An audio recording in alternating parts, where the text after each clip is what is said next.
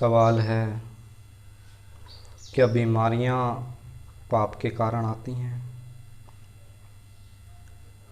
या फिर जो विज्ञान की बातें हैं उन्हें माना जाए, जो कहता है कि बीमारियां कोई पाप का कारण नहीं है। यह मॉडर्न ज़माने में ये हम एक्सेप्ट भी कैसे कर लें, क्योंकि जो पुरानी बातें हैं उनके मुताबिक तो बहुत कुछ सिखाया गया है इस विषय में कि बीमारियां पाप का कारण हैं।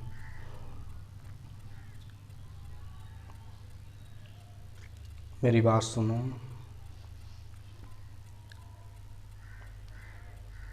पहले पाप को समझो, पाप क्या है। पाप भी कई तरह से होते हैं। अब तुम कहो कि बीमारियां पाप का कारण नहीं है, विज्ञान मना करता है, तो ये भी तो समझ लो कि जिस बात के लिए विज्ञान मना कर रहा है, कौन सी वो स्थिति है जो पाप का कारण नहीं होती बीमारियां। तुमने किसी का दिल दुखाया, पाप है। अब तुम कहो कि तुम दिल दुखा के तुम बीमारी में पड़ जाओगे, तुम बीमार हो जाओगे, कोई जरूरी नहीं है। तुमने किसी की चोरी कर ली, पाप कर दिया, अब तुम कहो कि तुम चोरी करके तुम बीमार हो जाओगे, कोई जरूरी नहीं है। क्योंकि ये तो ऑलरेडी ही बीमार व्यक्ति की निशानी है कि वो चोरी करता है, वो दूसरों के दिल को दुखाता है, क्योंकि वो पहले से ही आत्मिक रूप से बीमार है। और जो पाप बीमारियों का कारण है, और वो पाप क्या है, वो पाप ये है कि वो ईश्वर की बनाई हुई वस्तुओं को बिगाड़ रहा है। क्या ये पाप नहीं? जब इंसान ईश्वर की बनाई हुई वस्तुओं को बिगाड़ता है, ये पाप ही है, और इसी के कारण आती हैं बीमारियां।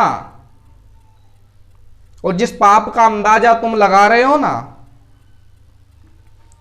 उसके कारण बीमारियां क्या आएंगी, वो तो बीमार लोगों की निशानी ही है।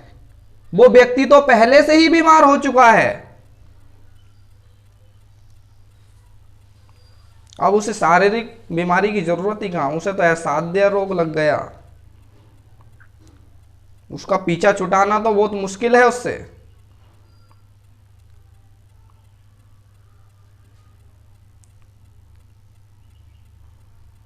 कोई तत्वज्ञानी ही, आत्मज्ञानी ही परिवर्तन ला सकता है उसके जीवन में, जिसे चोरी का लालच लगा है, जिसे रुपये का लालच लगा है, और वो भी जब वो स्वतः तैयार होगा, जब वैराग्य कहीं ना कहीं उसके मन के कोने में पनपा होगा। तो जब जीवों को तुम दुख देते हो तो ये पाप है, और जो सबसे पहला जीव है वो तुम हो। जब तुम खुद को नुकसान पहुंचाते हो अनजाने में, न जाने कितने कितने रूप में, ये भी पाप ही है।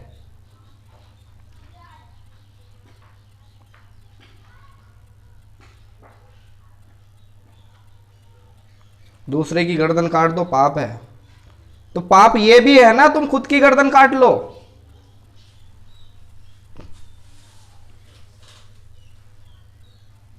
यदि दूसरे की हानि करना पाप है तो खुद की हानि करना भी पाप है, और तुम अपनी हानि करते जाते हो।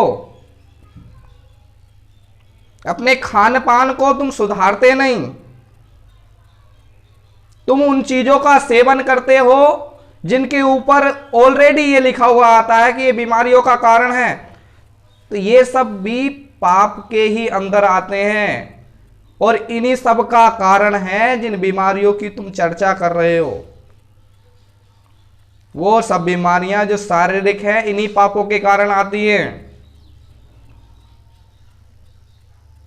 अपने जीवन में तुम पेड़ नहीं लगाते, वातावरण गंदा रहता है उसे दूषित करते रहते हो पूरे जीवन भर, ये भी पाप है। इन्हीं के कारण आती हैं वो बीमारियां। तो मैं ये कह रहा हूं पहले पाप को तो समझ लो कि वो पाप कौन कौन से हैं जिनके कारण बीमारियां आती हैं। बात पुरानी हो गई बेशक, पाप के कारण बीमारियां आती हैं, लेकिन मैं ये कह रहा हूं उन पापों को समझ लो वो कौन से हैं जिनके कारण बीमारियां आती हैं।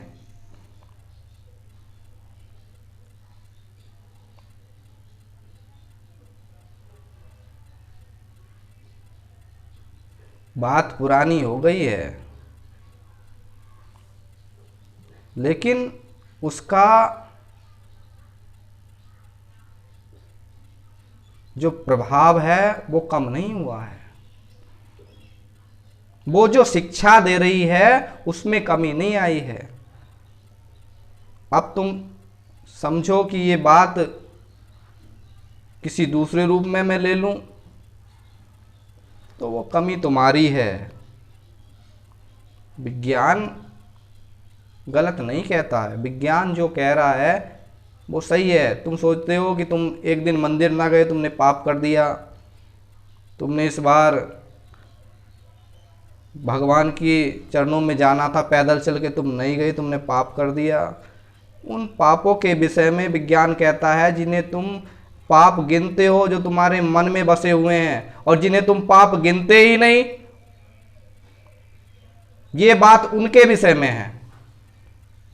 और जो वास्तव में असली पाप हैं, ये बात उन्हीं के विषय में है जिन्हें तुम गिनते ही नहीं कि ये पाप हैं।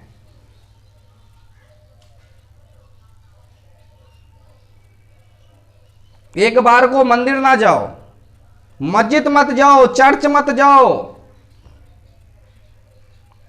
लेकिन ख्याल करो यदि जीवों की हत्या करना पाप है तो स्वयं का नुकसान करना भी पाप है, क्योंकि जीवों का नुकसान स्वयं का नुकसान एक ही बराबर है।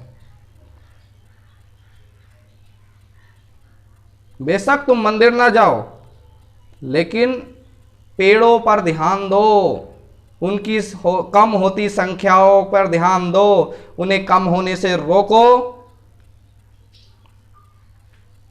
और जो वृक्ष हैं जो तुम्हें शुद्ध ऑक्सीजन दे सकते हैं, शुद्ध प्राण दे सकते हैं, उन पेड़ पौधों को अधिक से अधिक लगाने का प्रयास करो।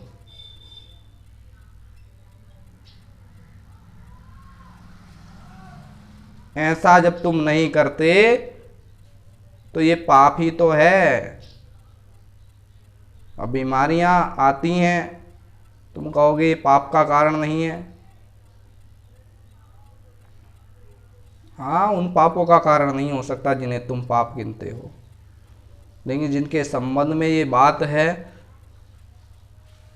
वो तो यही है कि तुम पाप करते हो ईश्वर की बनाई हुई चीज़ों को बिगाड़ कर।